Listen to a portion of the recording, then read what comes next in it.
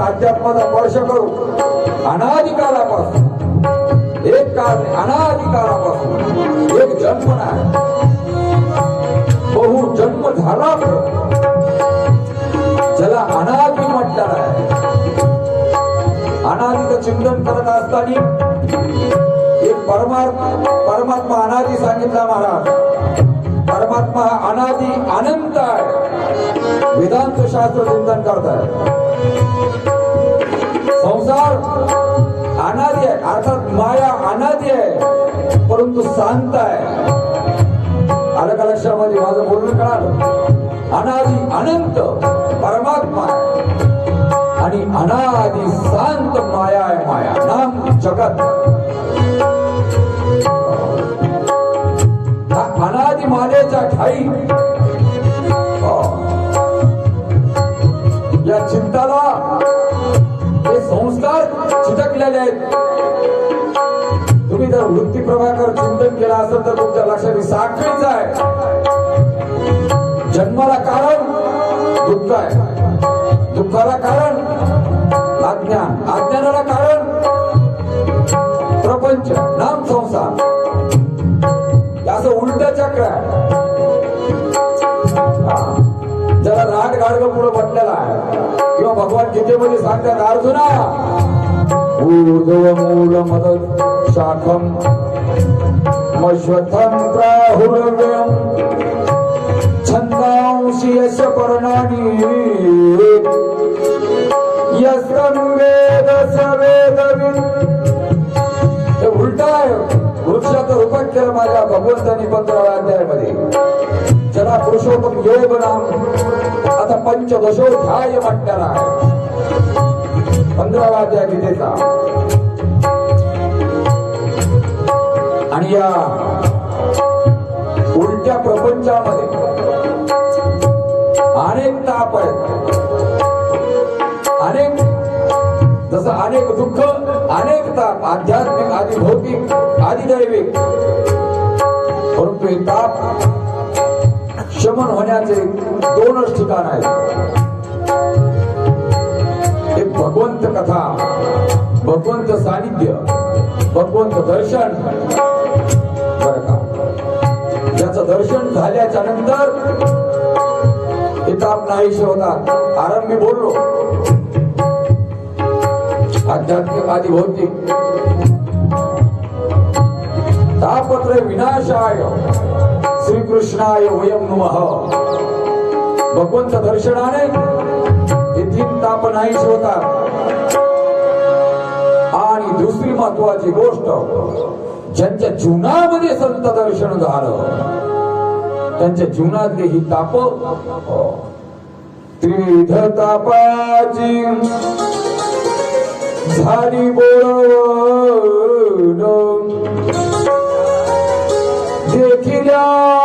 बोळवण वैष्णवांचे. तर तापांची बोळवण होते. बोळवण कधी होते? बोळवण या शब्दाचा अर्थ मला वाटतं तुम्हाला सर्वांना ज्ञात आहे. नुसतं साडी नेसून पाठवणं वेगळं आणि बोळवण करून पाठवणं वेगळं. फरक आहे. साडी नेसवली मुलगी वाट लावली, एखाद्या अर्ध्या वाटातून परतून येऊ शकते, बाबांचं आईचं दर्शन राहिलं म्हणून. परंतु बोळवणीचं तसं नाही. मला जुन्या काळात बोळवणी होत्या, आता काय ते बोळवणी राहिलं नाही, काही ताळमेळच नाही राहिला. अलीकडच्या शहरातल्या लोकांना तर हे काहीच माहित नाही. व्हॉट इज दिस बोळवण? बोळवण या शब्दाचा अर्थ एकदा तुमचं समग्र केलं ना, वाट लावलं परत नाही, त्याला बोळवण म्हणतात. आणि बोळवण ही संबंध कुटुंबासहित असते. कारण त्या कुटुंबामध्ये जेवढे काही सदस्य आहेत तेवढ्या सदस्याची ती बोळवण करावी लागते. या कुटुंबामध्ये जे सदस्य आहेत ना, काम, क्रोध, लोभ, मद, मत्सर आणि अहंकार आणि अंतर्गत 3 ताप आहेत, या सर्वांची बोळवण संत सानिध्यामध्ये होत असते. पुन्हा कामही उत्पन्न होत नाही. ज्याला संतांचा स्पर्श झाला कशाचा काम आहे. पुन्हा क्रोधही नाही, लोभ नाही. ही ताकद फक्त वैष्णवांच्या सानिध्यामध्ये. देखिल्या चरण वैष्णवांचे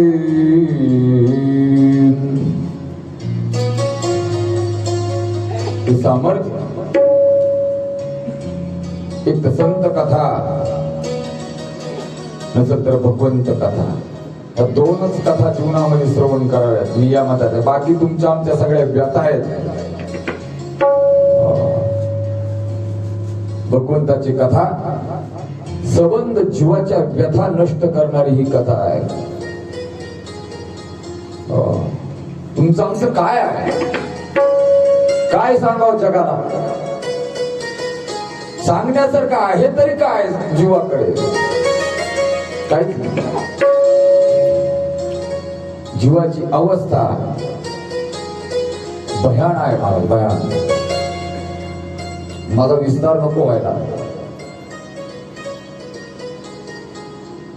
हा जीव त्याच दिवशी शांत होतो जोपर्यंत त्याला भगवंत भक्तीचा, भगवंत ज्ञानाचा अर्थात ब्रह्मज्ञानाचा स्पर्श होत नाही, तोपर्यंत अशांत आहे. ज्या दिवसाला ब्रह्मज्ञानाचा स्पर्श झाला, ज्याला परिस्पर्श म्हणू आपण, त्या दिवशी या जीवाचं कल्याण झाल्याशिवाय राहत नाही. त्या दिवशी या जीवाच्या जीवनामध्ये अनंत सुख आहे, अनंत सुख. कारण तो परमात्मा या जीवाला जे देतो ना,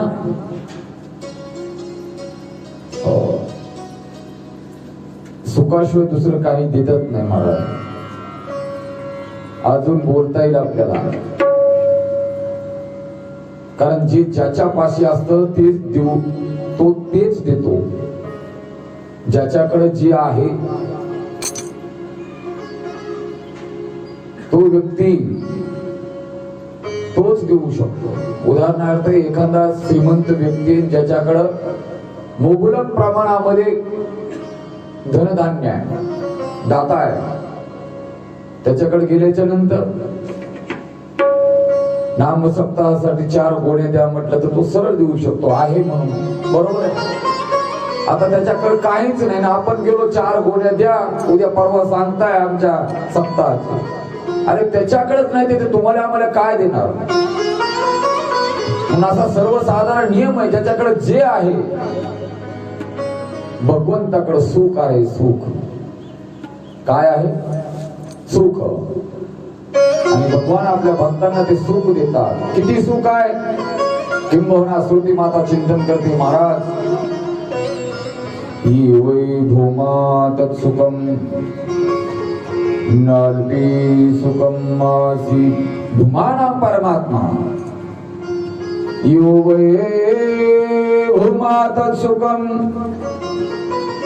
नालपे सुखमासी.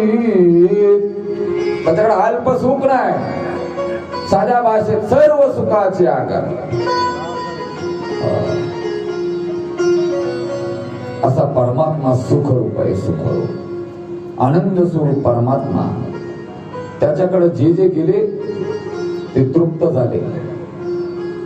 महारासेचं चिंतन करत असताना सबंध गोळणी भगवंताकडे गेल्या आणि त्यांना ब्रह्मरसाचं ओतप्रोत सेवन करण्यासाठी मिळालं. ब्रह्मरस सकाळी पाहिला आपण. ब्रह्मरस घेही काळा जेने पिढा वारेल. संप्रदायामधला ब्रह्मरस भजन कीर्तन सांगितला. लावणी मृदंग श्रुती टाळ घोष, लावणी मृदंग श्रुती टाळ घोष.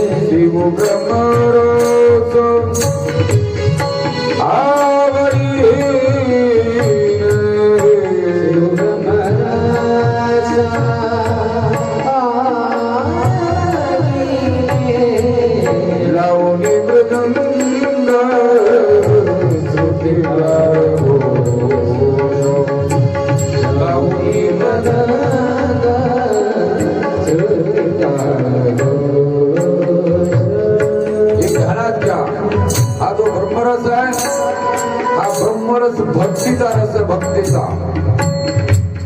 आणि या भक्ती रसाची ताकद अशी आहे महाराज, ज्याने ज्याने भक्तिरस सेवन केला बर का, त्या भक्ती रसाच्या सेवनाने ते भक्त मधोमस्त झाले. म्हणजे वेगळा अर्थ नाही बरं का मधोमस्त, ते आपल्याच मस्तीत राहिले, आपल्याच मस्तीत. त्यांनी जगाकडे कधी पाहिलं नाही. जो निष्ठावान भक्त आहे ना, तो बाकीच्या काही गोष्टी डोक्यात घेतात नाही. त्या गौरणींनी तो भक्तिरस सेवन केला. कोणता? श्रवणम कीर्तनम विष्णुम स्मरणम पादसेवनम अर्चनम वंदनम दास्यम सख्यम आत्मनिवेदनम. श्रवण कीर्तन विष्णू स्मरण. महाराज या भावभक्तीमुळे या गवळणी भगवंताच्या मांडीवर जाऊन विराजमान झाल्या. विराजमान सामान्य गोष्ट नाही. विरह आपलं सकाळी आपण व्यभिचाराचं प्रकरण पाहिलं, विरहणीचं प्रकरण पाहिलं. पैसरे शेजारी गोविंदाच्या तुकोबारा बोलतात ही भक्ती त्या गवळणींची अवस्था आहे. भगवान मथुरेमध्ये आहे आणि आज भगवंताला देखील या गोपींची आठवण येत आहे बरं का. कितीतरी दिवस होऊन गेले, आता येतो म्हणून गेलेला भगवान रात्रीच्या वेळेस उग्रसेनजी महाराज, वसुदेव देवकी, भगवान आणि भगवंताचा मित्र सखा उद्धव यांनी भोजन केलं.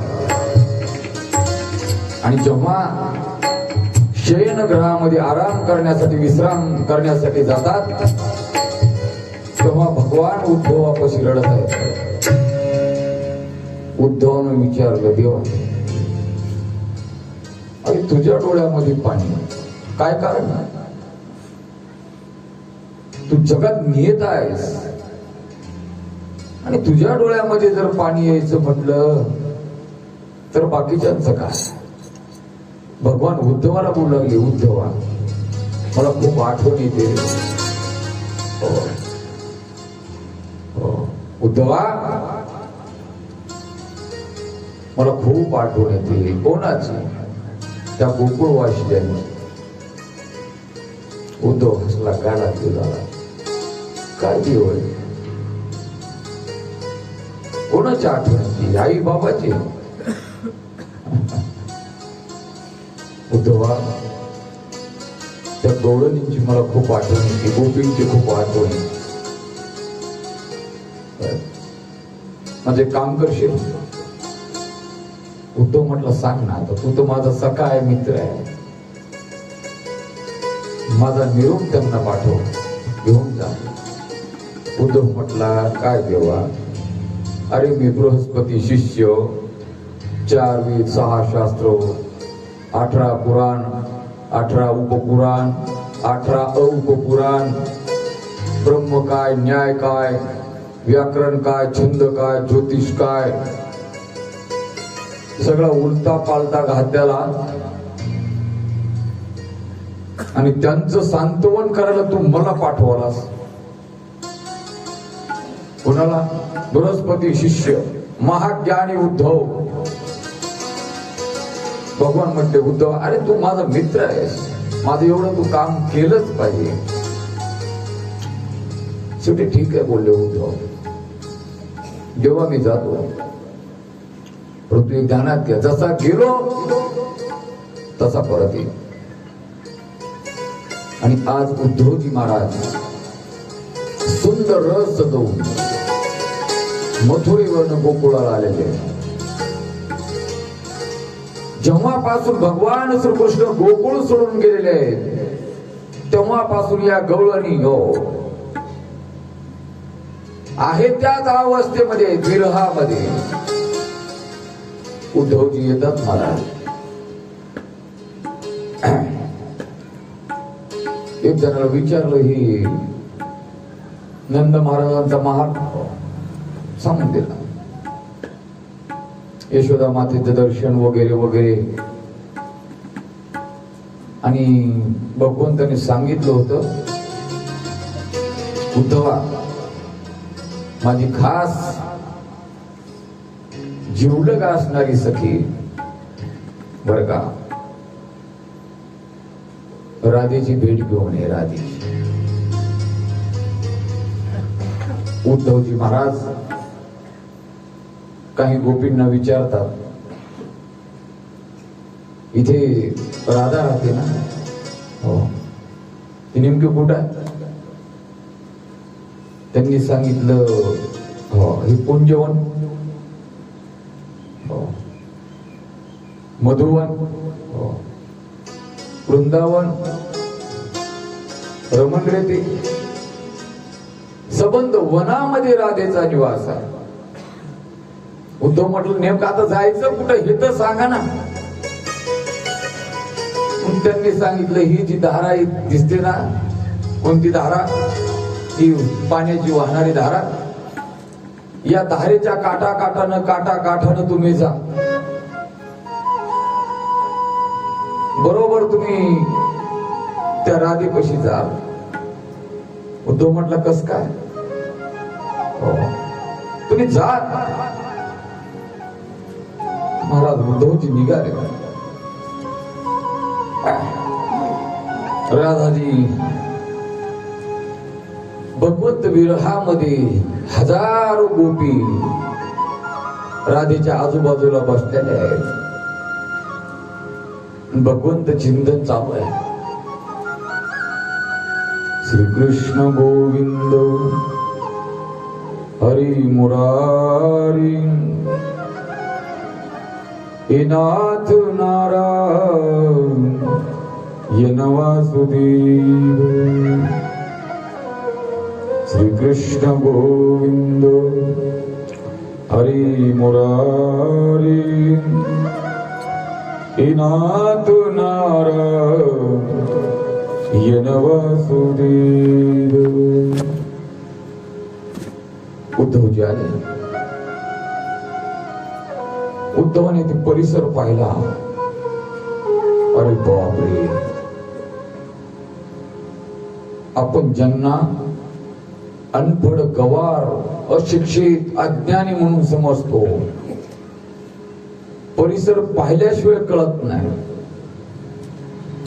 भक्तीची परम उच्च अवस्था या डोंगराच्या शिखरावर आहे, सातपुड्या पर्वतावर.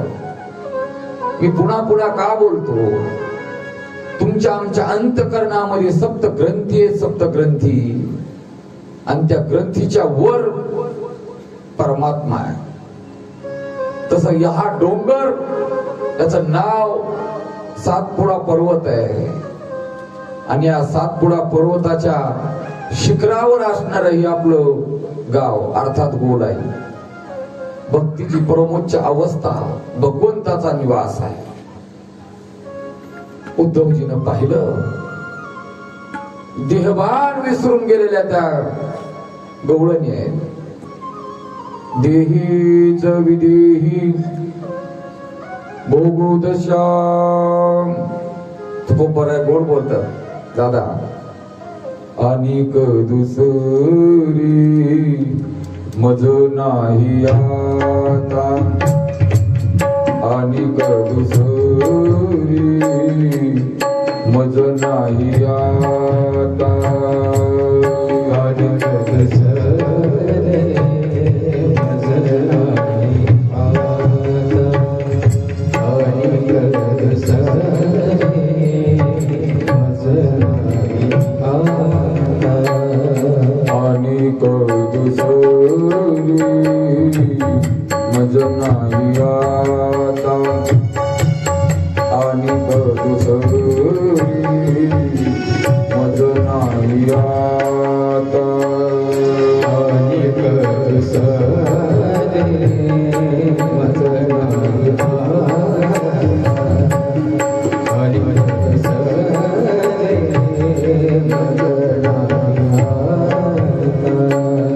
नेमिलिया चित्ता पासोनिया, नेमिलिया चित्ता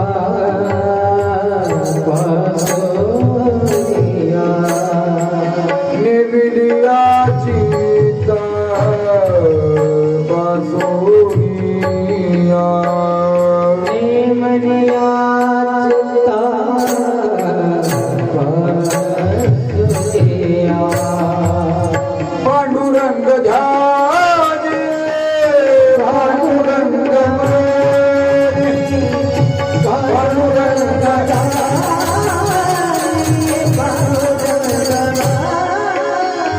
दुसरं काय कामच नाही मला. जागृती स्वप्नी पांडुरंग, दीन रजनी हाच धंदा, गोविंदाचे पोवाडे नकळे दिवस किरा, अखंड लागली से आनंद लहरीची गती, वर्णुनी किती दया सुद्धा. या सबंध गवळणी त्या आनंदामध्ये ओत प्रोत नाहून निघालेले आहेत ना. उद्धवानी पाहिलं आणि उद्धवाने एकीला विचारलं, आपण कोण? ती गौरव बोलू लागली, उद्धवा, अरे आम्ही आभागी असणाऱ्या गौरवणी आहोत. तू कोण आहे? परिचय. उद्धव सांगतो, मी बृहस्पती शिष्य उद्धव आहे. उद्धव, उद्धव आहे का? ऐकलं होतं तुझं नाव, लय मोठा विद्वान आहे. महाराज, उद्धवजीनं एक एक गौरीचा परिचय करून घेत असताना विचारलं की यातली नेमकी राधा कोण आहे? कारण गौरणी तर जवळजवळ दिसायला सारख्या दिसायला लागल्या. यातली नेमकी राधा कोण आहे? राधा त्या गौरणीने काही गौरणी उद्धवाला इशारा करून दाखवलं. ती जे समोर दिसते ना ती राधा आहे. उद्धवजी राधेपाशी गेले. राधेची अवस्था पहिली महाराज. आणि मग मात्र उद्धवाच्या लक्षात आलं ज्या अर्थी भगवान स्वतः रडतात काहीतरी विशेष असलं पाहिजे. उद्धवाच्या अंतःकरणामध्ये असणारा अभिमान, गर्व नाहीसा झालेला आहे. उद्धव आणि गोपींचा हा संवाद गोपी गीतांच्या माध्यमातून श्रीमद भागवतामध्ये वर्णित केलेला आहे. तसं श्रीमद भागवतामध्ये अनेक गीता आलेले आहेत. ब्रह्मर गीता आहे, वेणु गीता आहे, युगल गीता आहे आणि गोपी गीता आहे. हे गीत म्हणजे भागवताचा आत्मा आहे. आत्मा भ्रमर गीत एक भुंगा गुणगुण गुणगुण करतो. रुनो झुनुम रुनो झुनुम रुनो झुनो रुनो झुनो रे भ्रमरा सांडी तू अवगुणू रे भ्रमरा सांडी तू अवगुणू रे भ्रमरा.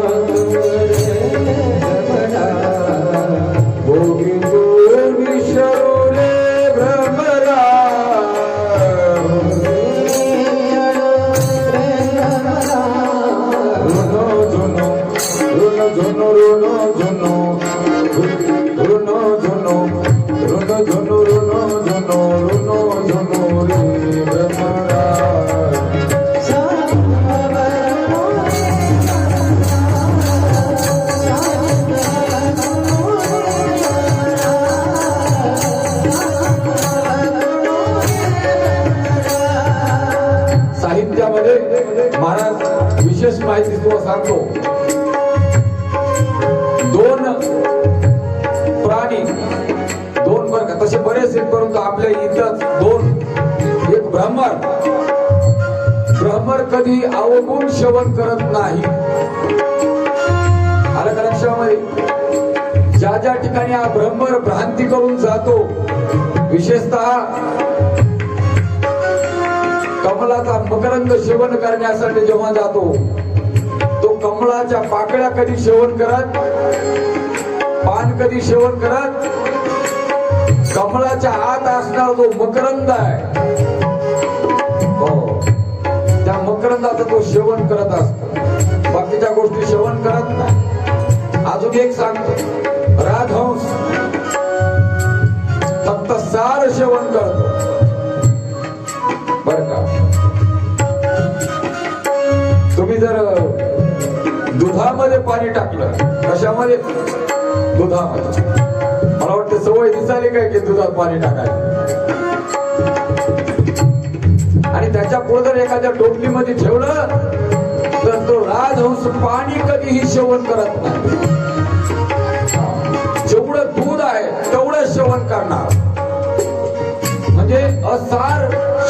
करणारे ही दोघं पण नाही, परंतु यांचं महाराज थोडस गणित अवघड आहे. यांच्या ठिकाणी स्नेह फार खूप मोठा आहे बर का. आणि त्यात भ्रमराच्या ठिकाणी या भ्रमराला एवढा मकरंद आवडतो महाराज.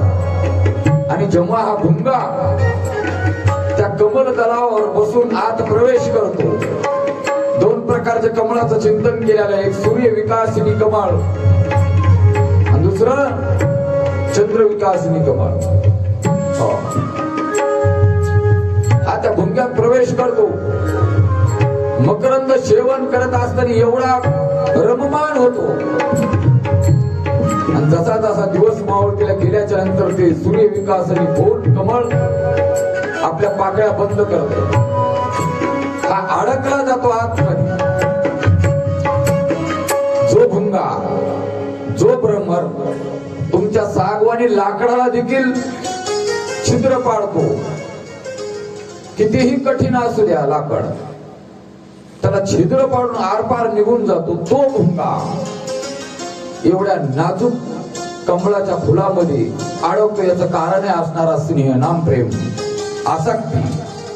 ज्ञानोबा बोलतात, ना तरी भ्रमर भेदी कोडे, भल तैसे काष्ट कोरडे,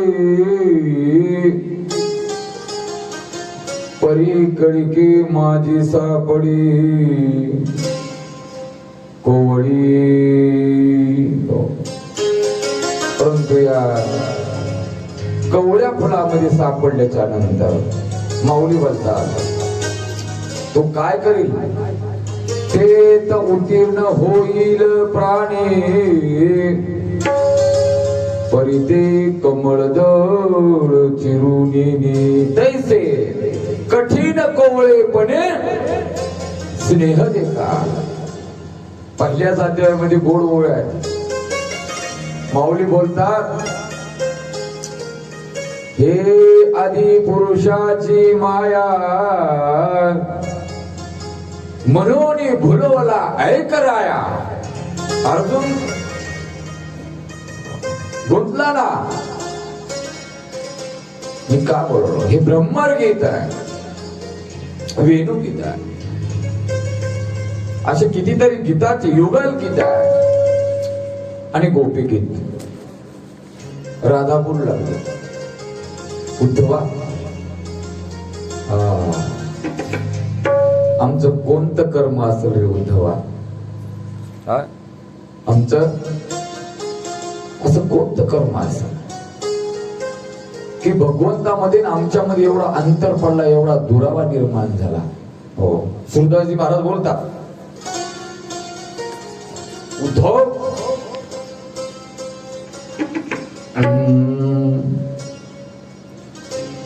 उद्धव कर मन की गति न्यारी, उद्धव कर मन की गति न्यारी. कर मन की गति न्यारी. दोन भाव आहेत. एक भाव उद्धव कर मन की गति न्यारी, हो, आणि दुसरा भाव आहे कर मन की गति न्यारी. एक कर्माची गती काय आहे, भगवंताचा अंतर आमच्यामध्ये पडला. आणि दुसरं या मनाला देखील गती द्या, कर मन की गती न्यारी. ही मन त्या भगवंताकडे लावा, असा विस्तार आहे. महाराज उद्धव म्हणतात गोळ नाही, हे प्रारब्ध आहे बर का. प्रारब्ध जसं साध्या भाषेत जर अलीकडे बोलायचं झालं, समयाची सादर व्हावे, समयाची सादर व्हावे, जीव ठेविल तैसे रहावे, जीव ठेविल तैसे रहावे, समयाची सादर व्हावे, समयाची सादर व्हावे. राधा बोलते, उद्धवा गोपिकेताच्या माध्यमातून भगवंताने आमचं कशात रक्षण केलं नाही.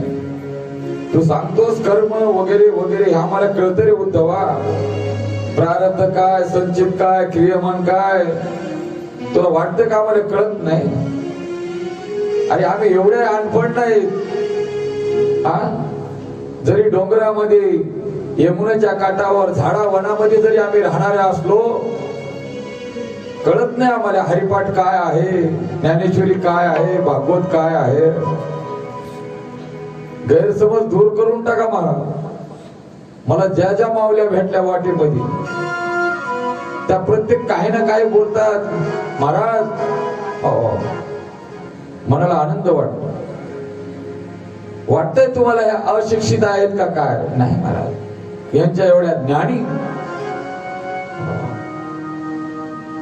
ह्याच आहे. उद्धवा नित्य नैमित्य कामे प्रायश्चित सगळं कर्म करतोय, कळत नाही का? तुलाच वाटतं.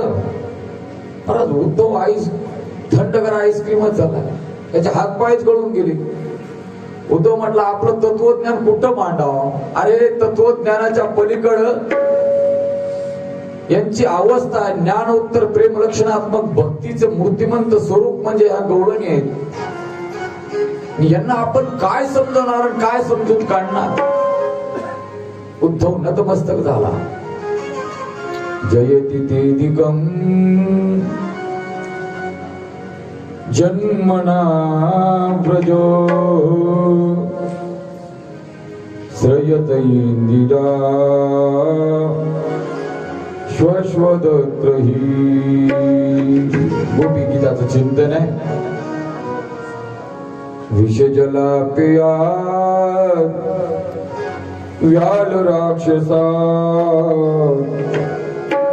वर्ष मारुता विद्युत नला वृषभयात्मजा विश्वतो भया वृषभती वयम् रक्षितं हो. तव कथामृतं तप्त जीवनं कवि विवेडितं कल्मषापहं. श्रवणमङ्गलं श्रीमदाततं भुवि गृह्णन्ति ते भूरिदा जनाः. आता येतो म्हणून बोलून गेलेला उद्धव 7 महिने गोकुळामध्ये राहिला. किती महिने? 7 महिने. उद्धवाला ज्ञानोत्तर प्रेम लक्षणात्मक भक्तीचं ज्ञान झालं. आणि आज उद्धवजी महाराज बर का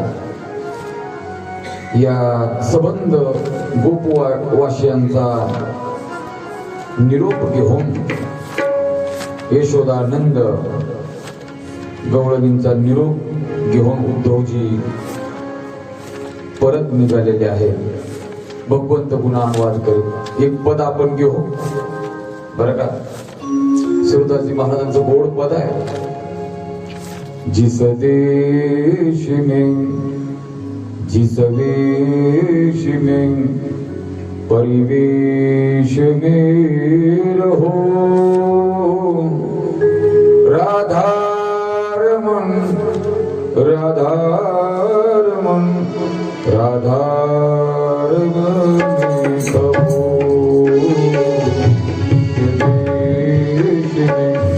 परिवेश में परिवेश